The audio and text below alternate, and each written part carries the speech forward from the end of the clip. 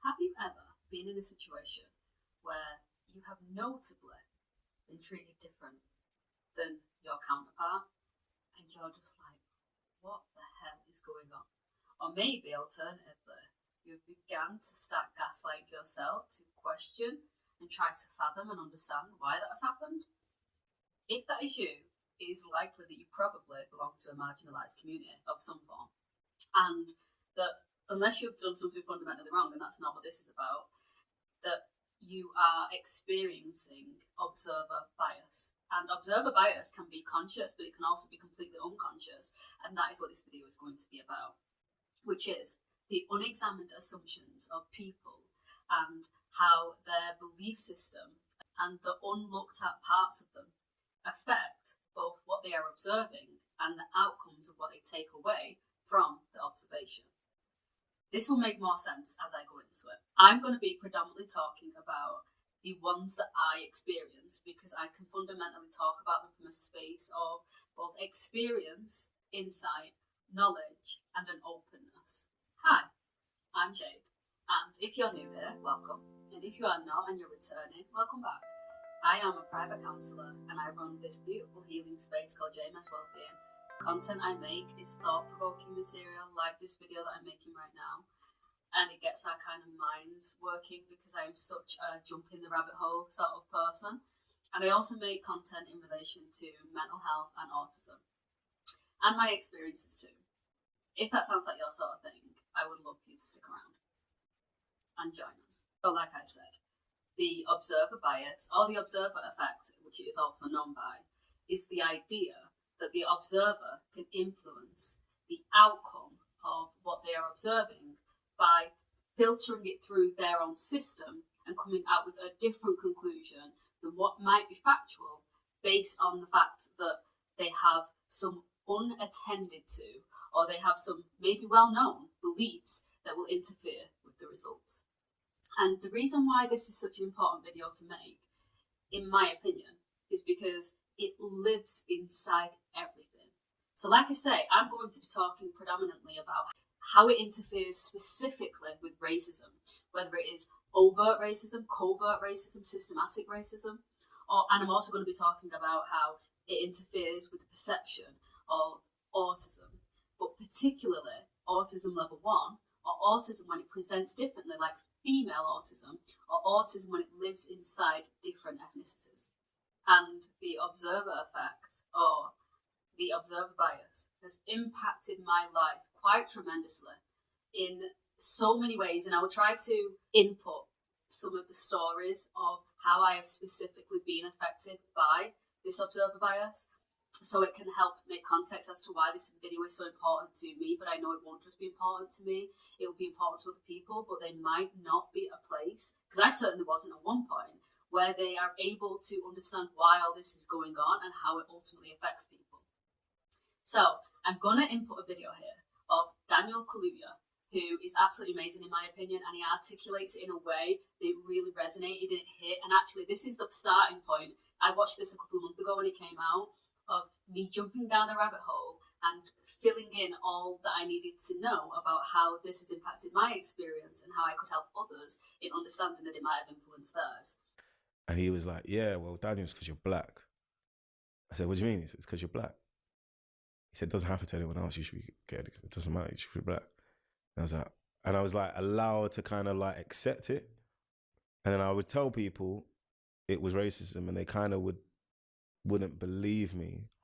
Then when I said, oh, my Irish agent said it, they're like, oh, is it? So I realized when you're black, you don't have the disease, but you feel the symptoms, but you're not allowed to diagnose it.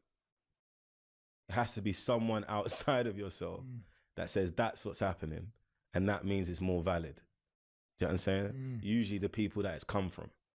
Because you're seen as too biased because you have the symptoms. So that's what I realized about it. Like, you're just going through it, you're like, oh, right, that's kind of nuts. I can't really even say it. And that's what I subconsciously going like, yeah, if I say it, you go, he's got a chip on his shoulder. That's what it is, you got a chip on your shoulder, bro. Man, ain't no chips on my shoulder, bro. Like, do you know what I mean? It's nuts. Like, It's nuts what people say, and it's like, it's common. And people are like, and so I think that's what it is. You're like just navigating all of those things. Like, so it took me a long time to figure it out. Yeah. Well, I'm still figuring it out. Yeah, I feel like that's something that you don't ever figure out, because it's like, I love how you described that. Never heard it described like that, but the idea of how, because you have the symptoms, you can't be the one to diagnose it, but you can't be the one to express it, which feels so difficult, because it's almost like, this is my reality, but you need someone else to validate your reality. 100%. And that is a really interesting prison to live in. All right, cool. So, well, Jay, like, what do you love in life? What do I love? Like, away from like the family. Like, what do you love? Football. Love. Imagine if I come out and they go, "All right, Jay, why do people don't like football?" Yeah, and I'd be like, yeah, I don't know. So when people go, "Why do people don't like black people?" Why would I know? Yeah, you don't know. Yeah. So then that's what I'm saying. It's like there's something. It's gaslighting. Yeah. Because it's like how am I supposed to? But then when I initiate it and say this has happened, I'm not believed. But then I'm supposed to report about it when it's happening to me from there to justify what they're doing. It's a whole, like, it doesn't really make sense what's happening. Yeah. If I go, this was happening, no, that's not true. And then they'll have a whole lawyer or someone like a professor that has a whole dossier. And then now if he says it, because he wrote 80 pages of waffle, they believe him. Yeah. But I told you. You're just saying that his word is worth more than mine. Yeah. And that is racism. What I love about that video is I love the fact that he touches on an experience that many people who have experienced racism come across, which is that you are seen as talking about something or magnifying something that is really either minimized or alternatively you are not allowed to identify. And he talks about how it is allowed to be identified by them, by somebody who can be somewhat objective, but the person who is having the experience is not allowed to identify their own experience, because the moment that they do, they're seen as too biased. And again, it's really interesting because who has more insight into the experience and how it is felt and how it is lived and how it's experienced than the person who is receiving it? And it's quite an interesting phenomenon, because it's that idea that lives as a thread throughout society in so many forms. Yes, it lives in racism, but it also lives in people who go to the doctors and they say, I am having, just like he uses that example, I am having these symptoms. And of course we need somebody to be objective, and we need somebody who has the knowledge and the skill set to be able to say, do you know what, I think due to my knowledge and my skill set and what I know, that this is what it is that you are experiencing in that instance. However, it's the idea that they believe that they know more about your experience than you know about yours, because they are also taking it through a lens of interpretation. And that is where we tend to come up with a problem, which is that so many people are up against a bias that they might not know about, but also the person who is doing it might not know about. An example is, I have a friend who said to me that whenever she takes a male family member with her, her concerns about her health are heard so much more pervasively and so much more attentively than when she goes alone. It takes normally a couple of appointments for them to take her seriously. And I'm going to input a video here about how there is also a medical bias that can happen specifically, and there is even research about this, about how there can be medical bias that is impacting ethnic groups in particular. I remember having this. I remember having an experience where I had gone about extensive bleeding and I'd gone about pain that I was having, and for whatever reason they didn't take me seriously, and they believed that my pain was not as bad as it was. And it was only when a black male doctor, he stepped in a way that I've never had somebody step in before, and he said, but you're not hearing her and you're not believing her. And he did some tests and examinations, and he found that I had quite a few ovarian cysts causing quite a lot of catastrophic pain. And if he hadn't have done that, that would have never happened. I'm going to input a video about how other people have also experienced this. This video about racial medical bias that happened to a mom and her daughter is a perfect example of how race-based medicine can lead to worse outcomes for Black and Latina patients. My name is Joel, the Medical Mythbuster, and let's talk about puberty and race. In the video, a mother shares how she took her 7-year-old daughter to the pediatrician because she was noticing some symptoms that looked like early puberty. Things like hair growth, a little bit more attitude, and more. So they took her to the pediatrician, who confirmed it looked like early puberty. But then the doctor said if the patient had been white, they would have ordered further testing.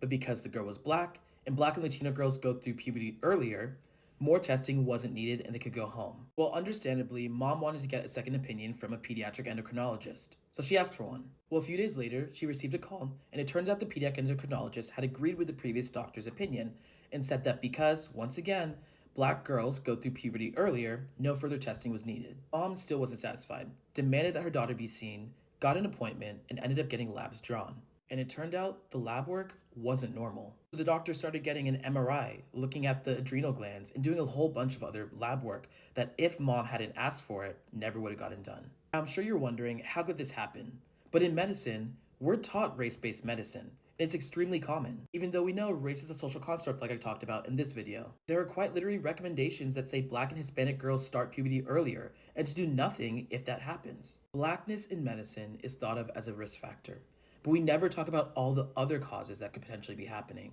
Nutrition and food insecurity, environmental racism and food deserts, endocrine disrupting hormones, even concepts like weathering and life stress. Relying on race as an explanation for differences in puberty and in other parts of medicine without exploring the factors behind them is lazy, and we do harm to little girls and patients around the world.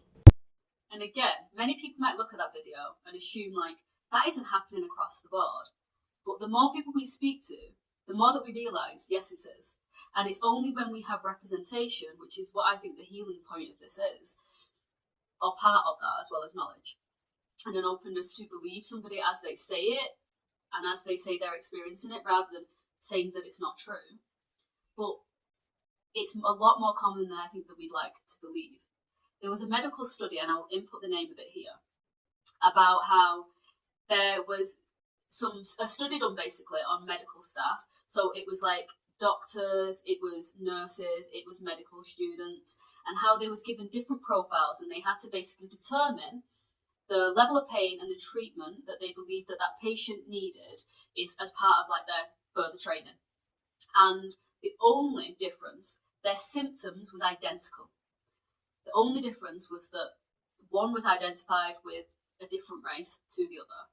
And I can imagine that you also know what I'm going to say, that there was a pervasive outcome that the black patient was experiencing less pain and was treated less seriously than the white patients.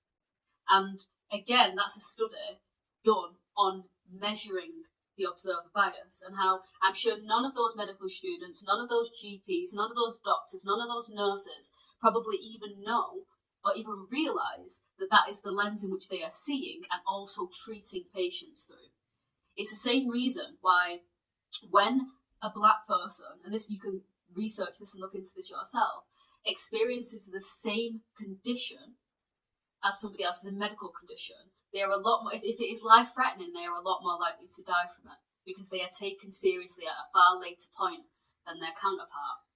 And it's the same reason why in the justice system, that people who are basically guilty of committing the same crime, if they have a different ethnicity, their sentencing and their treatment is drastically different. And nobody can say that that is not true.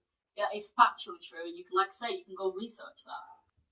And now moving over into autism, and how there is still, even very much vocally and quite largely accepted, bias about how autism looks, how it presents, and whether it is real or not. And when it is deemed as not real, and when it is deemed as less accepted, it's normally in one of a few categories. Autism level 1, female presenting, or existing within an ethnic community where again it presents differently to the stereotypical ways in which we have been taught that autism is. And this is still existing also in the medical field. I'm going to input another study here about how there was given case studies getting this research, and again, they was identically presenting the same, but one was female and one was male, and how the observer of the people, of the medical staff and the psychiatrist who was looking at these children, because these case studies was children, was more likely to put down social difficulties or whatever it might have been to autism for a boy far quicker than they would a girl, where they actually put it down to things like behavioural or emotional. And I know that resonates with any female autistic people.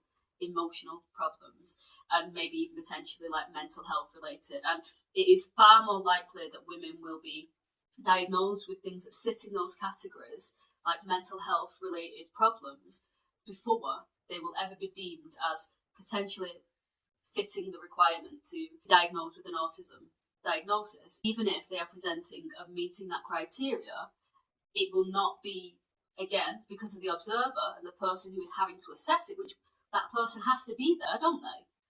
That the lens in which they see through is interfering with the result and the actual truth of the matter, of the experience of the autistic child that's a girl versus the autistic child that's a boy. I'm going to input another video here about a woman talking specifically about this. One of the problems is we still carry this bias that when you see a boy who's struggling socially, you think, could it be autism? But when you see a girl who's struggling socially, you think she's shy or it's social anxiety or something. And you don't think autism as the first thought. And we still hear women who go to their GP and are told, oh, you can't be autistic because you're married or because you're making eye contact or something. Yeah. So the myths are still out there. I suppose I have had the odd person question, well, how are you able to go to events and awards if you're autistic? How can you do that? But yeah, I suppose a mask. Is that something you've come across? Masking, yes. So we think about masking and camouflaging as all the different strategies, conscious and unconscious, that autistic people develop and use to try and look as neurotypical as possible. Practicing conversations is something I've always done, and it's something that I didn't realise everyone didn't do. Yes. It's invisible, the amount of work you're doing. It is the swan analogy that flips under the water. Yeah, it is. And I know many of us are experiencing and have experienced this, especially those females that are in different ethnicity groups, but also the females that are just getting a late diagnosis, which is the idea that people will be questioning their diagnosis, but they don't understand that you have had a lifetime of evidence to show exactly why that psychiatrist has said you meet enough of the criteria, tick the boxes, get an ASC diagnosis. And the lens in which you are still seen through in society is questioning. It's like, oh, but you don't seem, or you don't look like you have autism, you don't look autistic, you don't seem like you present as autistic. And it is not because you are not autistic, it is because the lens in which they see through is interfering with what they are seeing, and their level of knowledge is not wide enough of the spectrum that would entail that they understand autism for all its multi-faces and for all its different presentations. And it doesn't mean that it is less serious or that it doesn't require support or that it means that if you cope so far then it mustn't be a struggle, because you know that's not true. You know how hard this journey has been, and you know that there's a reason why you pursued a late diagnosis, but other people around you might never get to the point where they are in agreement because of the observer bias and the observer effect. And the reason why they might never see you for exactly who you are and what you've experienced is because they are seeing through a lens that is clouded by their bias and is clouded by their beliefs. And to challenge that would mean to challenge themselves, and it would mean to challenge what they know to be true. And for many people, that is extremely uncomfortable and not something that many people do unless they have a very high level of self-awareness and they are on an active journey to challenge themselves in that way. And this is an experience that I've had throughout my life on more occasions than I would like to remember. And it is something that just lives in society as a whole. If you can imagine that it's in the education system, it's in the working system, it's in the social system, it's in the media, it's in the justice system, it's everywhere. And I'm just wondering, if you're still here, what observed bias have you experienced? If you feel comfortable enough sharing it with me, because it would be nice for us to feel less alone. Speak soon.